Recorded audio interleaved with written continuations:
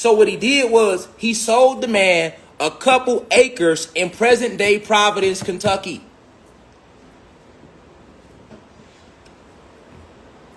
He sold him a few acres in present-day Providence, Kentucky. The man tricked my great-granddaddy, Edward Mathis, out of all his land.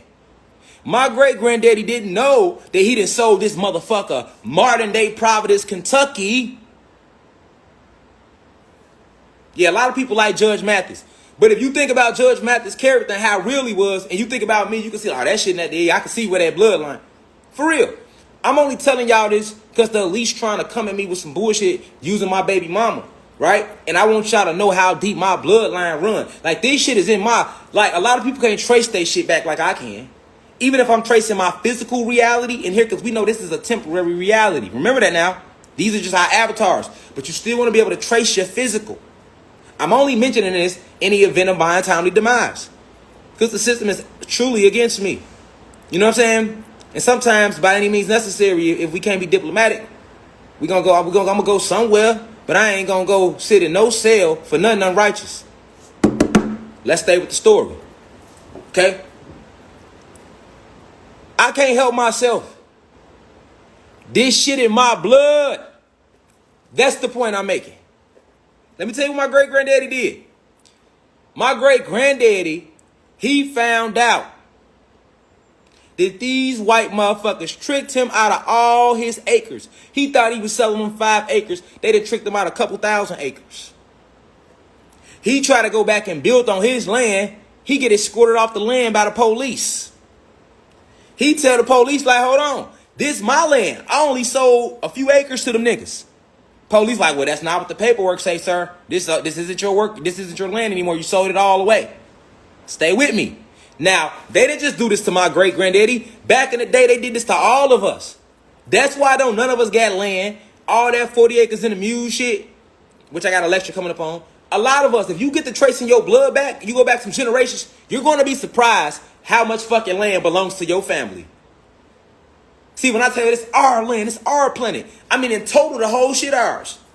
But if you don't believe that, just go back a little bit and start tracing back a few generations.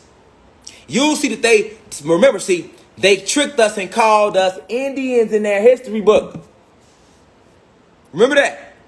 Once again, you want to know more about how the Indians is really black people? Go check out my brother Dan Calloway. Shout out to Dan Calloway. Peace to God. All right? But remember, this is God talk. Peace to all the gods and goddesses of planet Ka. Now we rise. You feel me? Information, they scared of that. All right? So the racist tricks my great-granddaddy out of all his land.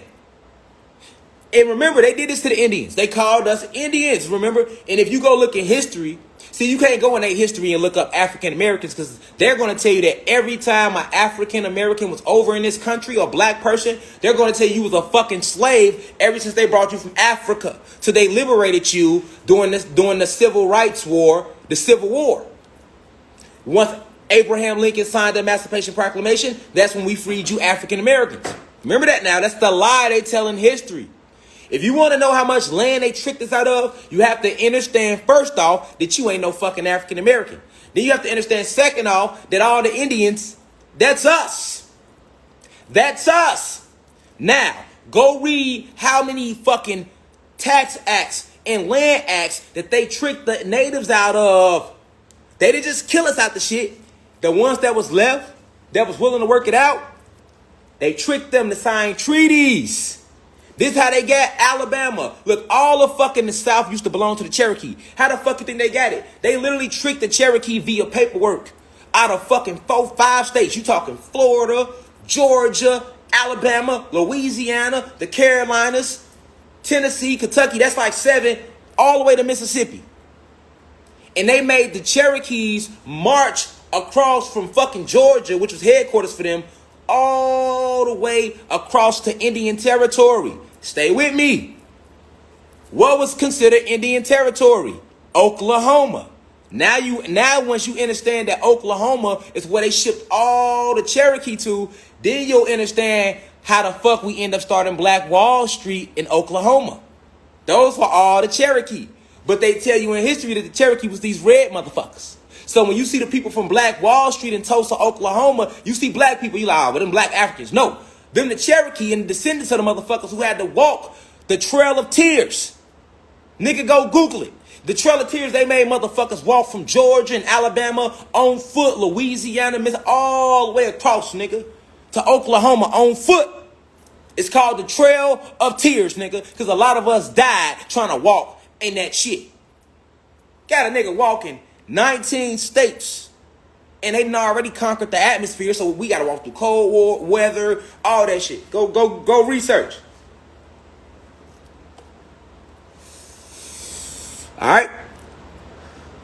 So once you understand how they got us out of our land, you see how deep this shit go. A lot of y'all familiar with the Florida Seminoles, but a lot of people don't know that the Seminoles was fucking gangsters.